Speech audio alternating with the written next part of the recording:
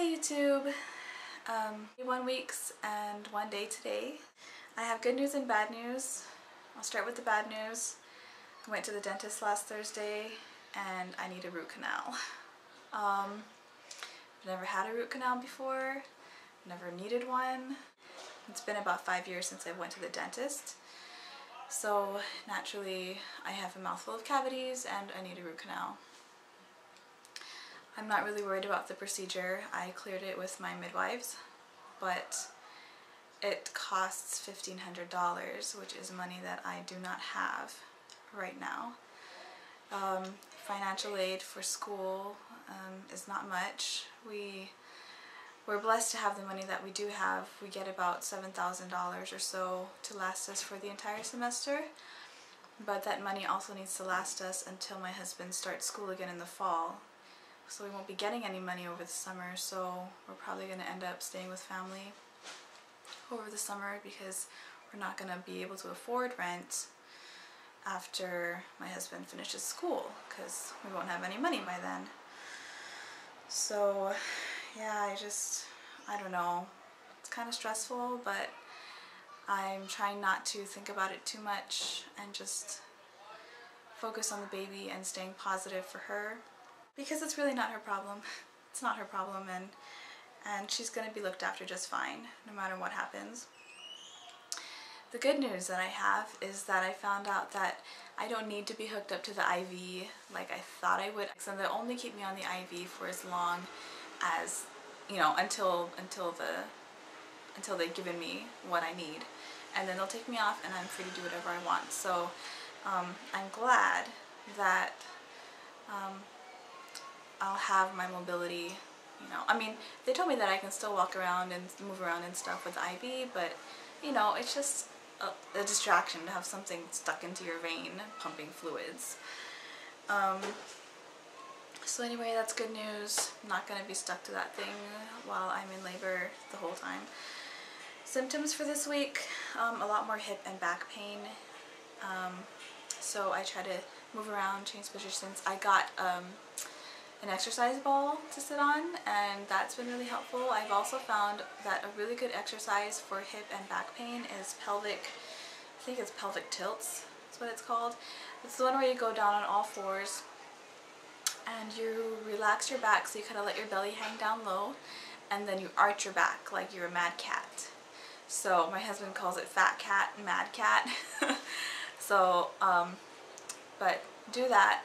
If you have hip and back pain, it's really worked well for me, so maybe it'll work for you.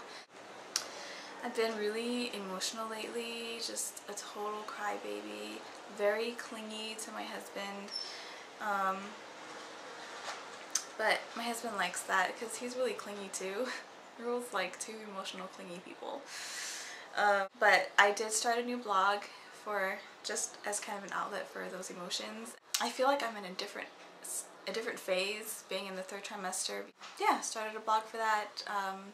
Some of it's mushy, girly stuff. Some of it is practical advice, things that I've been learning that may be helpful for you. So if you're not already tired of listening to me on YouTube, you can read my blog. I'll put it up in the sidebar. So check it out. Let's see.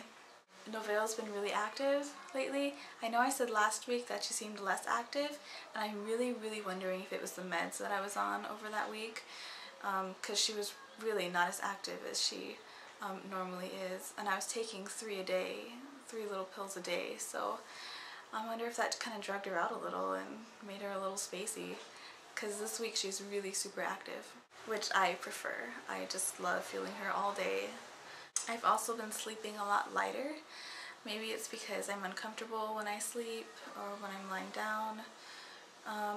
But yeah, kind of tossing and turning, small noises I notice are starting to wake me up, and maybe it's just in preparation to be able to respond to the baby. I don't know. Sometimes I find it hard to fall asleep. It just kind of varies. Okay, so I ordered fabric to make cloth diapers like 3 weeks ago, and I finally got it in on Monday. So I made my first cloth diaper. Let me show it to you. This is the only stuffed animal that I have. But there it is. This is the Jolly pattern for cloth diapers. And I chose it, take it off. I chose it because it's an all-in-one, meaning it's just like a disposable, except it's cloth. But the problem that I've been reading that people encounter with all-in-ones is that the soaker material, the absorbent material in the inside, since it's closed off here at the top, it takes a long time for it to dry. But it was this diaper, they figured out a way to, instead of closing it off, you turn it inside out, and it's sewn in, but if you turn it inside out, then you're exposing the soaker material and it dries a lot faster in the dryer. So I thought, well, that is useful.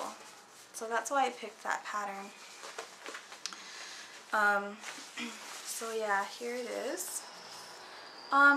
It's not the, you can't really see it on the video, but it's not the best diaper. It's my first try. But it turned out pretty good. It also has laundry tabs so that the Velcro doesn't get hooked onto anything else. You can close it and you won't end up with a big diaper chain in your wash. Yeah, this is waterproof fabric.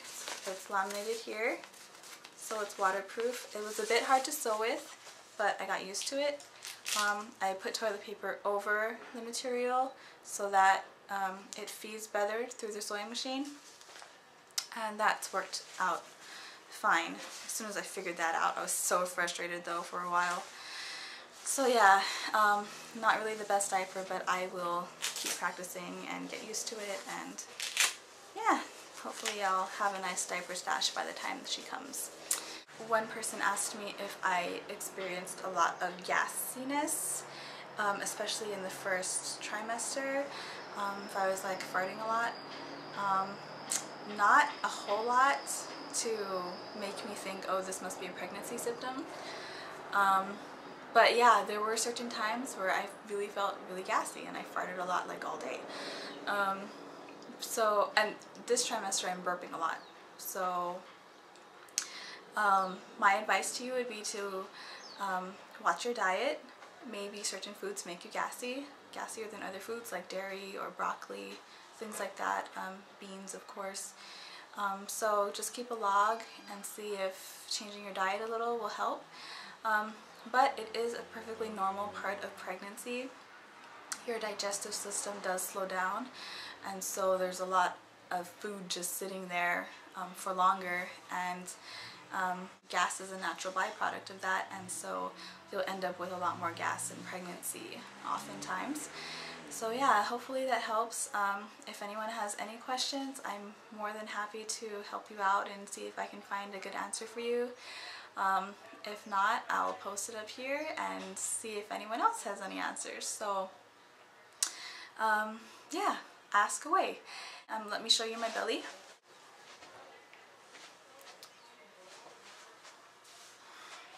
I feel like she's coming more out instead of spreading out across my belly.